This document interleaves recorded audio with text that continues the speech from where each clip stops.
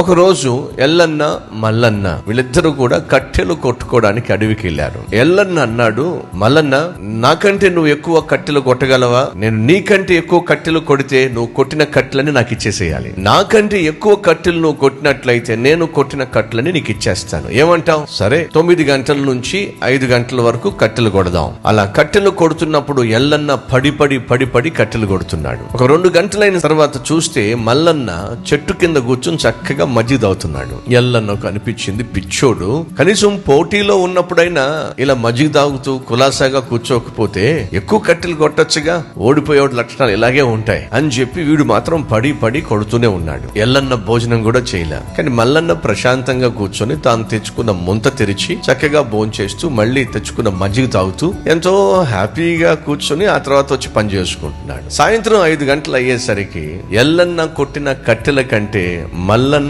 కొట్టిన కట్టెలే ఎక్కువ ఉన్నాయి. ఎల్లన్నకి కోపం వచ్చింది. ఎందుకని పచ్చి మంచినీళ్ళు కూడా పుచ్చుకోకుండా తెగ కట్టెలు కొట్టాడు. మధ్యాహ్నం భోజనం కూడా చేయకుండా తెగ ప్రయాసపడ్డాడు. ఇంత ప్రయాసపడిన తర్వాత తీరా చూస్తే తనకంటే మల్లన్నే ఎక్కువ కట్టెలు కొట్టేసరికి ఆ ఉక్రోషం తట్టుకోలేక ఏదో అన్యాయం జరిగిపోయింది, నువ్వు నాకంటే ఎక్కువ కట్టెలు ఎలా కొట్టగలిగావు? నేను ఎప్పుడు చూసా నువ్వు మజ్జిగ తాగుతూ ఉన్నావు, భోజనం చేస్తూ ఉన్నావు, కానీ నేనేమో పొద్దుటి నుంచి ఇప్పటిదాకా ఒక్క క్షణం నేను బ్రేక్ తీసుకోకుండా కట్టెలు కొడితే నేను తక్కువ కొట్టా, నువ్వు ఎక్కువ కొట్టావు, ఏదో జరిగింది. ఎల్లన్నా భోజనం చేయడం చూసావు, మజ్జిగ తాగడం చూసావు, కానీ నేను మజ్జిగ తాగుతున్నప్పుడు నేను ఏం చేశానో నువ్వు చూడలా. ఏం చేశావు? నా గొడ్డలకి నేను పదును పెడుతూ ఉండేవాడిని. నువ్వు మజ్జిగ తాగడం చూసావు గాని నా గొడ్డలకి పదును పెట్టడం మాత్రం నువ్వు చూడలా. నువ్వేమో మొండి గొడ్డలి పట్టుకుని తెగ కొట్టుకుంటూ కూర్చున్నావు. నేనేమో పదునైన గొడ్డలి పట్టుకెళ్ళి ఒక్క దెబ్బ కొడితే ఆ కట్టె విడిపడేది. నువ్వేమో 4 దెబ్బలు కొట్టాల్సి వచ్చేది. కాబట్టి ఏమైంది? 4 దెబ్బలు కొట్టినా ఒక కట్టె వచ్చేది, నాకు 4 దెబ్బలకు 4 కట్టెలు వచ్చేవి. నేను ఎప్పటికప్పుడు నా గొడ్డల్ని పదును పెట్టుకుంటున్నాను కాబట్టి విజయం సాధించగలిగాను. మనం ఎప్పటికప్పుడు ప్రభు అయిన యేసుక్రీస్తు యొక్క సన్నిధిలో మన ఆత్మీయ జీవితానికి పదును పెట్టుకున్నట్లయితే మన జీవితంలో విజయం సాధించగలుగుతాం.